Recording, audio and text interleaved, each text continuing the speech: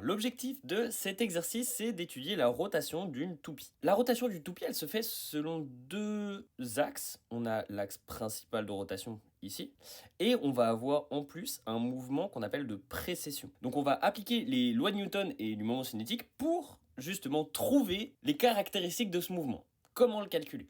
Les formules utiles vont être les suivantes. On a le théorème du moment cinétique qui dit que la somme des moments de force égale à la variation du moment cinétique. On rappelle que le moment cinétique, c'est module d'inertie fois la vitesse angulaire. Et on a que la vitesse angulaire de précession, donc si on a la toupie ici, magnifiquement bien dessinée, qui tourne autour de cet axe, va en plus avoir une autre rotation comme ceci, autour de cet axe. Et bien cette vitesse, ici ça va être la vitesse de précession, qui se calcule avec cette formule. Voici l'énoncé, je vous laisse mettre pause, essayez de le faire, et on se voit après pour la correction.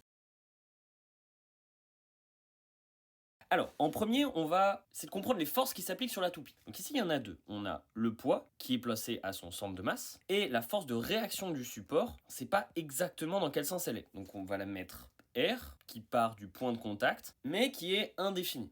Ensuite, on vient calculer le moment cinétique de la toupie. Donc si notre toupie, elle tourne comme ceci, ça veut dire qu'elle a une vitesse angulaire dans cette direction. Et donc le moment cinétique, c'est le module d'inertie de la toupie fois sa vitesse angulaire. Maintenant, comme on a dit, la toupie, elle va avoir une deuxième rotation, comme ceci. C'est un peu quand vous voyez, quand la toupie, elle va tomber, on le voit plus, ce mouvement-là. Et du coup, ce moment-là, il est dû à quoi? Pour ça, on va prendre le moment cinétique qu'on a calculé avant, et on va le dériver. Et ce terme sera égal à la somme des moments de force. Alors ici, le moment de force, si on part de ce point, il va être dû uniquement au poids. Du coup, si on appelle le point O ici et le point A ici, on va avoir le moment dû au poids au point A qui vaut OA, produit vectoriel, le poids.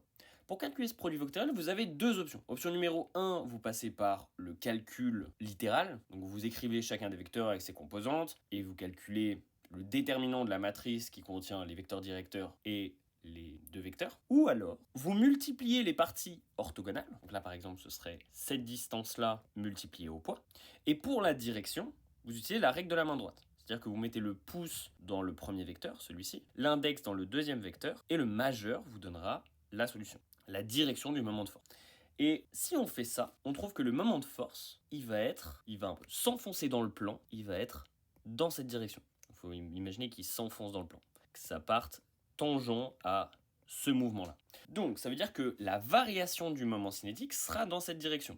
Si on regarde la toupie depuis le haut, on aura donc un moment cinétique dans ce sens-là, un moment de force dans ce sens-là, donc tangent, et donc ce moment cinétique, ça veut dire qu'il va varier. D'un moment à l'autre, il va varier dans le sens du moment de force. Je rappelle la formule importante ici, la variation du moment cinétique est égale à la somme des moments de force. Donc le moment cinétique qui était là au moment 0, au moment juste après, il se sera décalé un peu dans ce sens-là, dans le sens du moment de force, ce qui nous donnera un moment cinétique par ici. Ce qui veut dire que la toupie aura au moment d'après un moment cinétique par là. C'est pour ça qu'elle a ce mouvement-là. Maintenant, on va essayer de calculer la réaction du support. Alors pour ça, on va appliquer la deuxième loi de Newton.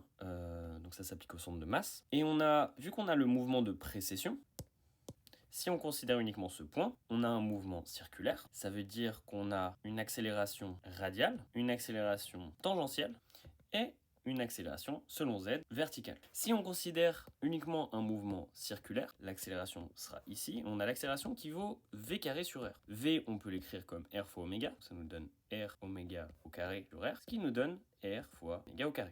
Maintenant, r, qu'est-ce qu'il représente? Il représente cette distance-là. Si on a un angle θ ici, et une longueur L ici. Si on a un angle θ ici et une longueur L ici, ce rayon R vaut L sinus θ. On a donc ce terme pour l'accélération. Maintenant, on pose notre somme des forces égale à masse fois accélération. On a mg selon z, R qui est indéterminé, et ce terme qui vaut la masse fois l'accélération, qui est dans cette direction. Grâce à ça, on peut trouver les deux composantes de la réaction.